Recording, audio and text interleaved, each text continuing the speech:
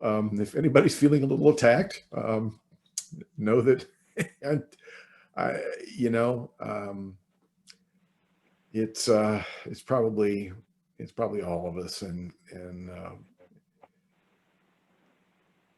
so I think it's pretty obvious that in terms of what goes around comes around. That has been certainly the topic of a lot of discussion and a lot of posts, a lot of memes, and a lot of shares, right? And so I was reminded pretty directly of this lovely German word, which, of course, doesn't really have a direct translation in English, Schadenfreude, but is generally defined as pleasure derived by someone from another person's misfortune. And boy, are there a lot of great, photos and memes out there for this. And I actually captured a couple of them for this. It's funny that the first part of that word is shade, because there is a shadow element to this. As much as it seems fun and lighthearted, and maybe we're going to have a giggle about this, there's a shadow that goes along with this. So, it's funny, in Unity we talk about divine order. When something happens, often something, that might be bad, or that might be, karmic justice, heck, almost anything. We say, well, it's in divine order. Now, a lot of people mistake what that means. What a lot of people believe when they hear divine order is they think of, God in the sky as the puppet master, and God moving the pieces on the board, or like the Jim Carrey version of God. It's God sitting at his computer, getting all the email prayers and saying yes, no, yes, no, yes, no. And like that, there's this external consciousness that is actively directing the events and the happenings, and everything from tidal waves in Fiji to somebody in Washington contracting COVID. But that's not what we mean. At least that's not what people with in my shoes, in my denomination, mean when we talk about divine order. So for those of you, especially on your phones, I'll read this slide to you. Divine order in its proper use is another way of saying that everything happens under the orderly operation of universal laws, such as the law of attraction and the law of cause and effect. And just for fun, I threw in a little meme of The Simpsons, and it says, if you laugh when something bad happens to someone, it's Schadenfreude. If I laugh, it's because I appreciate karma. Which some of us may have actually said this past week. Anyway, going on about divine order, I really resonated with this piece of this explanation of divine order. It says that the body of humanity is feeling the pain of our brokenness. We cannot continue to stand idly by and say with resignation, it's all in divine order, and do nothing. Yes, all is in divine order. It's in divine order because it is the effect of our thoughts, beliefs, and corresponding actions. Right? And I have a picture of, it's Willy Wonka with that smile on his face. And it says, tell me again how the coronavirus will magically disappear. So in the case of some of the people who are now contracting the virus, their contraction of the virus is a direct result of their actions. Their denial that it's real, their refusal to socially distance, to wear a mask, to wash their hands, to do all the things that the smart people have been telling us since day one that we need to do to stay safe. I certainly don't enjoy all of the things that I have been doing to stay safe, but so far they've worked, right? And that's in divine order, right? It's cause and effect. So when we talk about the law of cause and effect, right, the law of cause and effect states that every effect has a specific and predictable cause. Every cause or action has a specific and predictable effect. This means everything that we currently have in our lives is an effect that is a result of a specific cause. And I threw in a quote here on the piece of artwork here that's actually from Ernest Holmes, who is the founder of Science of Mind, which is one of the other New Thought sects that is kind of similar to Unity. And Ernest says, to believe in a just law of cause and effect, carrying with it a punishment or reward, is to believe in righteousness. So when we say righteousness, like when I use that term, I don't necessarily mean it in the same way as one of the fire and brimstone kind of guys. It's like, is it in integrity with what we know of as, the laws of living, the laws of life, the law of cause and effect, the law of attraction. Now, I want to be real specific here about one thing, and that is using the word law. All right. Most of these doctrines were written a little over 100 years ago, right? Some of them are a little more modern than that, but quite a lot of this stuff grew out of the Transcendentalist movement, which was like the middle of the 19th century.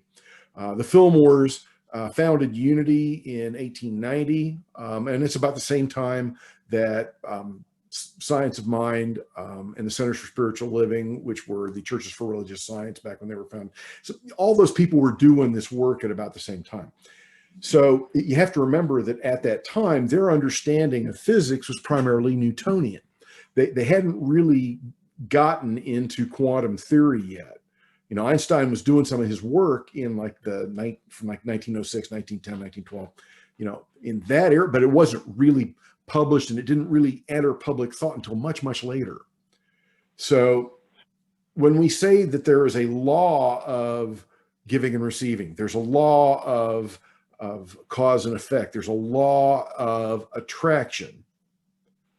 What's really more accurate to say is that there is a tendency, right? Like objects at rest tend to remain at rest. Not always, but they tend to. Objects in motion tend to remain in motion. And that's kind of the way the universe works. I mean, even the laws of gravity, for crying out loud, get broken once you get around a black hole. So there's a little chaos thrown in there. And I think, to me, I'm all about that. I like the fact that the universe, in ways it's unpredictable. And that's kind of why we're all going through this. I mean, if we all got what we deserved, I would probably be dead right now. In all honesty, I probably would not have survived my 20s. I can't explain it.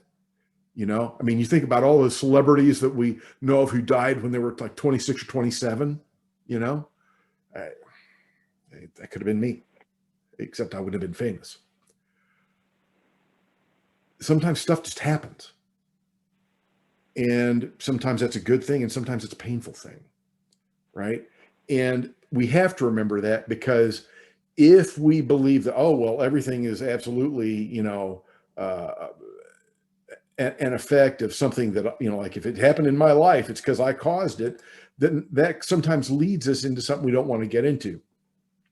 So the idea that there is a law of cause and effect is not something new. And it didn't start with Ernest Holmes or anybody else from Unity. It goes all the way back, to, and it probably even further than Paul. But Paul is recorded in writing to the Galatians, do not be deceived. God is not mocked. I've also heard that interpreted, the universe is not mocked. And I like that a little bit better. For you reap whatever you sow. What you stick in the ground is what comes out. What you put out into the quantum field is eventually going to vibrate its way back to you. The way I kind of visualize it is as if, there's a sheaves of quantum possibilities in our lives. And this gets back to the possibility that we live in a multiverse rather than a universe, and that there are quantum realities, that are very close to ours, but at a different choice point, somebody chose different. Anyway, without getting too deeply into the metaphysics of that, it seems to me like if I put something out, that's going to, steer me towards quantum possibilities where that thing has influence, right? And so then I'll step into those, realities, one of those realities. And then from there, I'll be presented with more choices. And that's what free will is all about for us as sentient beings. We do get a choice. It's not, divine order doesn't mean that we're puppets, right? We get a choice. We get to choose a lot of different things. And some of the most important things are, do we choose to essentially be good? That is, we care more about the larger group, than just me. Or are we going to go the other way and choose me instead of the greater good?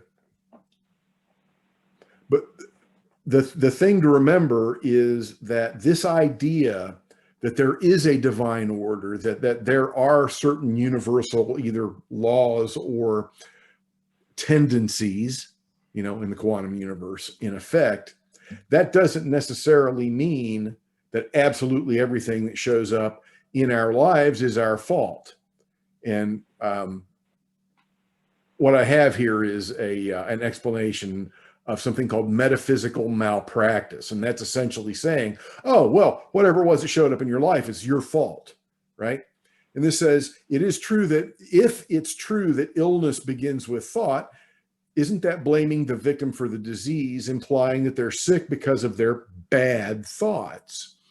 If it isn't working for you, are you doing something wrong? Well, and then I have a quote here from one of my old teachers. Actually, he taught the first official spiritual enlightenment and enrichment class that I took before even getting into ministerial school in Unity. It's Paul Hasselbeck. And Paul says that's just metaphysical malpractice. Was Jesus doing something wrong in his consciousness that got him crucified? Was Jesus doing something wrong that got him persecuted? So, well, actually, in the real world, right? Yeah, Jesus was doing something. He was speaking truth to power. That's what got him crucified. It wasn't that he was doing anything wrong. In our view, in my view, he was doing exactly what he should have been doing. He was standing up and saying, no. He was throwing the bullshit flag on what was going on in his time, what was happening when the rich and powerful kept taking more and more and more from the disenfranchised. And, he was threatening their prosperity, threatening their power, threatening their control. So they squashed him like a bug, right? Because that's what they do. So in a very real way, yeah, actually he did. But no, was he thinking bad thoughts and that's why he got nailed up? No, not at all. Not at all. And who knows? There may have, in some places, in some times, maybe speaking up, people would listen and say, huh, I think dude's got a point there. I think we better change what we're doing.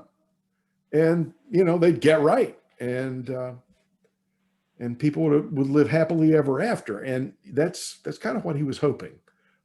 It's sort of pie in the sky optimism, it seems like, when you look against the march of history, how often people telling the truth about how we could all get along better together, how often that's worked. But somebody had to say it, Anyway, the idea is, while yes, we do have some control over the things that happen to us, there are a lot of us who do not. I know, Laura has talked to me at length about a woman that she ministered to back when she was in youth ministry, who, and I think it was 34, contracted 4th stage cancer and died and left some kids. And it was really rough. Um, that wasn't her fault. You know, she probably wasn't out there, you know, smoking brake fluid, and that's why she got cancer, right? It's just, we live in a radiation and chemical rich universe, and the interaction of the human body and the environment in which we live sometimes produces cancer. And that happens. You know, I mean, the people I grew up with, right? I grew up in Vienna, West Virginia, which is right next to the town where the plant that DuPont created all that stuff that polluted the waters. If you saw the movie Dark Waters with Mark Ruffalo, right? And now all human beings that are alive on the planet, with the exception of a couple of tiny tribes that are up in mountains somewhere, we all have these long block carbon chains from this chemical that was used to create Teflon. All of us. They found it in the livers of polar bears. It came from West Virginia. Okay. I lived there. I skied that water, right? I know people who have died of cancer from that, and it wasn't their fault. It had nothing to do with their consciousness. It had nothing to do with anything other than the fact that they were drinking tainted water. Wasn't their fault. But it was a direct result of them drinking polluted water. Enough people drink polluted water, some of them are going to get cancer and die, or have their teeth fall out, or, you know, any of the other things that affected them.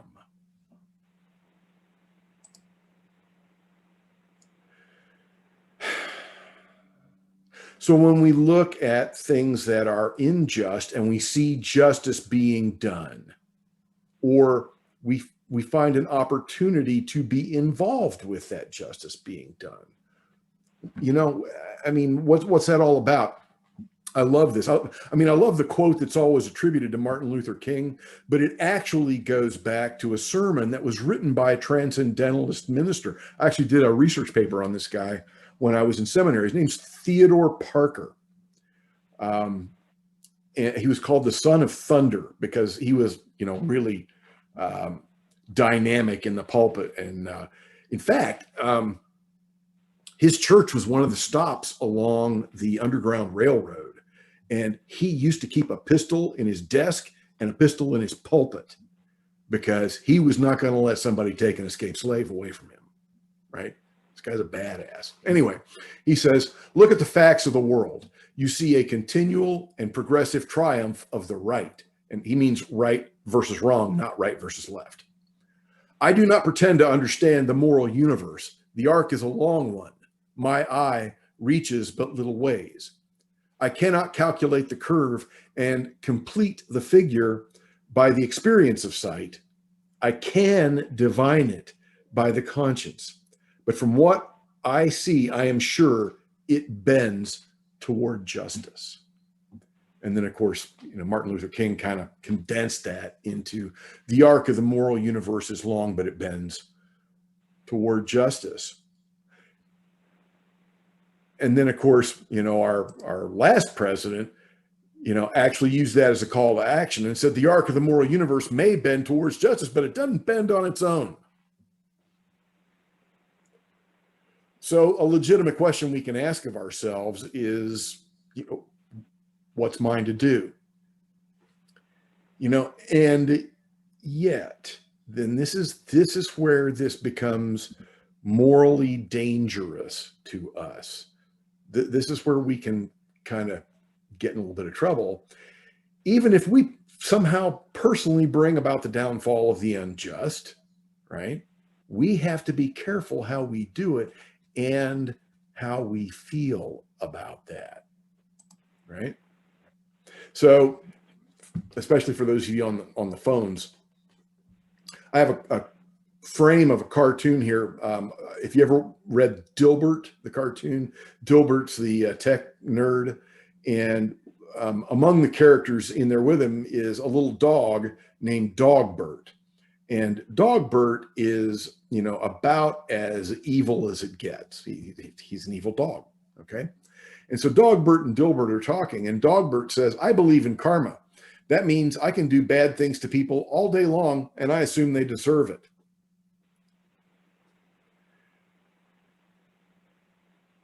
So maybe they do, right? But not sure that dog bird is in the right here.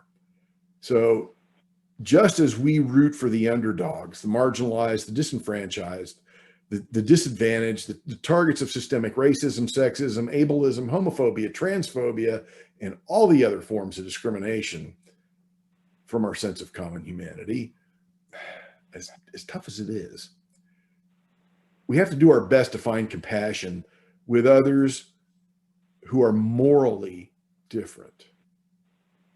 Yeah, I just think the dog bird approach. Right? Yeah.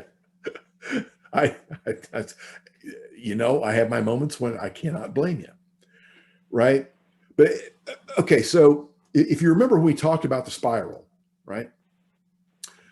We may currently well be up in the, yellow, green, turquoise region of the spiral, right? We may be pretty well developed. We may be the kind of people who can see that, hey, it's not just about me, it's about all of us, and we got to take care of all of us. We need Medicare for all. We need Social Security. We need libraries, for God's sake. We need all this, we need these things that we can do collectively that most of us cannot do alone, right? That's why we're social animals. That's why we're not all frontiersmen out on the prairie with our own 40 acres and a plow, just trying to make our own way, spinning our own yarn, and, living the lives of the pioneers, right? We are interdependent, and we come together to live a better life, a more fulfilled life, a healthier life, a longer life, a happier life than we could ever do if it was just us against the world, right? I mean, that's the point of this thing. And there are some people who have not yet risen to that stage of consciousness. There are some people who are still living in purple or red or blue. But what those of us who are, especially when you make it to the second tier of the spiral, you got to remember, okay, like when you're in the first tier, you may be above them, but you still got that I'm right and they're wrong thinking, right? The thing that elevates us to that second tier of consciousness is, you know what? I kind of needed all that to get to where I am. So, God bless them, as we say here in the South, God love them. They're not there yet. And I can't hate them any more than I could hate that part of me that was once there or that got me to where I am now. It's difficult. God. It is tough, but that's kind of what we're called to do. And in the slide I titled, "You're a killjoy, Jesus," because this is like what he calls us to do. Because and you guys have heard me, talk about this particular passage of scripture before. This is one of the most difficult things he said. You've heard that it was said, you shall love your neighbor and hate your enemy. But I say to you, love your enemies and pray for those who persecute you, so that you may be children of your Father in heaven. For he makes his sun rise on the evil and on the good, and sends rain on the righteous and on the unrighteous.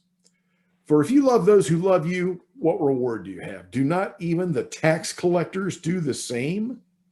And if you greet only your brothers and sisters, what more are you doing than others? Do not even the Gentiles do the same? Be perfect, therefore, as your heavenly Father is perfect. And I'll tell you, that word perfect is probably not the best translation. There are other translations that say that it's more like complete or whole or in oneness. It really does, to me, it's the feeling of the word is more like that consciousness at the top of the spiral that includes all of the pieces of consciousness beneath it. right? It's like be complete. Have the whole, the whole ball of wax going on with you. Because, God includes all those people. If I say that God is the universe, everything in it, all that lies behind it, and the laws by which it operates, and that's what I say. If that doesn't work for you, that's okay. But that, that includes the lovely and the unlovely, the good and the bad, the good, the bad, and the ugly. It's everything.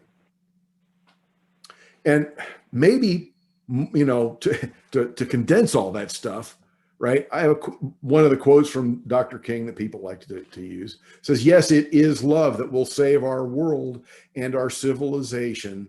Love even for enemies. And that gets right to the heart of it. That's what's going to save us, if anything will. Because you know what? I mean, I got to be honest. The jury's out. We don't know. We don't know. Humanity may not survive, right? And if we don't, it'll be because we did it to ourselves.